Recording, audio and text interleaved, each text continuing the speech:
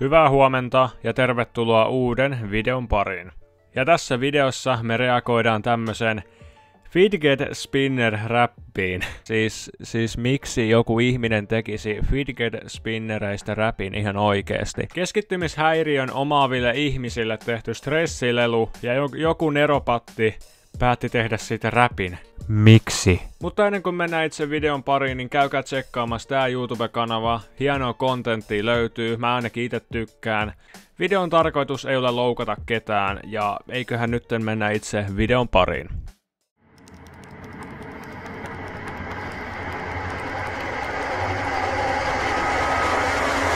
Why? If you don't shut up! Do you have anything better to do than click that damn pen? Rauhoitu nytten, se on vaan kynä. Sun ei tarvii tappaa sun ystävää sen takia, okei? Rauhoitu. Rauhoitu. I'm just fidgeting. Did somebody say fidgeting? Whoa! What's that? Yeah, what is it? Well, let me tell you. Tää ilme kertoo sen, että sillä on oikeesti jotain pahaa mielessä. Se mielessä on jotain erittäin likaista ja muuta oksettavaa, okei? Yeah! Yeah! Yeah, we gonna do what? What? We gonna do what?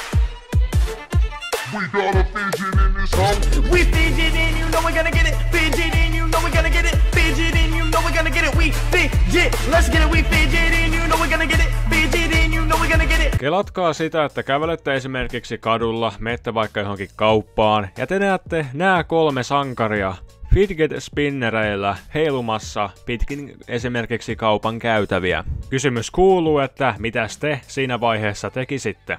Fidgeting, you know we're gonna get it. We fidget, let's get it. Ferociously fidgeting. There is no limiting with these beautiful widgets. I am whimsically exhibiting. Spinning it will never stop. Momentum it will never drop. Put it up on your desktop. Raindrop, drop top. So like don't compete with balls and bears or elite. And you gotta wanna be the best on your street. Tähän mennessä tätä räppiä tai tätä musiikkivideota on näkynyt, että kuinka pahasti Fidget Spinnerit tuhoavat ihmistä ulkoisesti ja myöskin sisäisesti. Onks ne ihan terveen näköisiä ihmisiä enää? Onko? Tai no siis tosta keskimmäisestä mä en oo varma, mutta onkohan se edes koskaan ollut terve? Señorito, can I have that spinnerito? I love fidget spinners so much I wrap them up inside a burrito. And I ain't that ish, ain't it real good? If you don't got a spinner, damn it, you should. They relieve you stress, it's for the best. You got ADHD, just take the test. Borrow mine for a day, watch it go away. ADHD can just go DK, delay and Tässä näkyy kuinka pahasti ihminen joutuu kärsimään Fidget Spinnereiden takia. Kattokaa nyt sit. Toi ei oo enää terveen näköistä, hei oikeesti.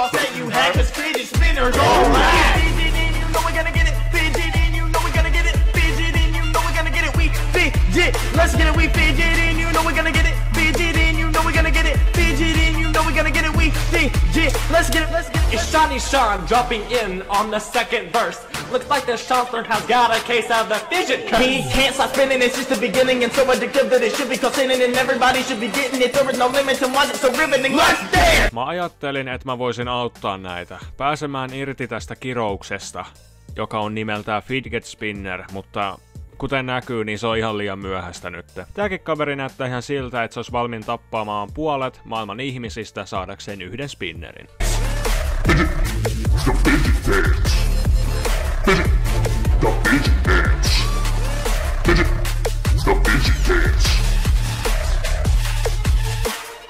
My little fidgeters, now it is the time for you to go and order your own fidget. Ei helvetti, mähän just tajusinkin, että on pelkkää mainospropagandaa. Mitä te ootte oikeesti mennyt tekemään? Online, so many colors and styles to pick. If you don't like it, then you can go eat my... Did you just say this was $580? Yeah. Yeah, I'll stick with my pen.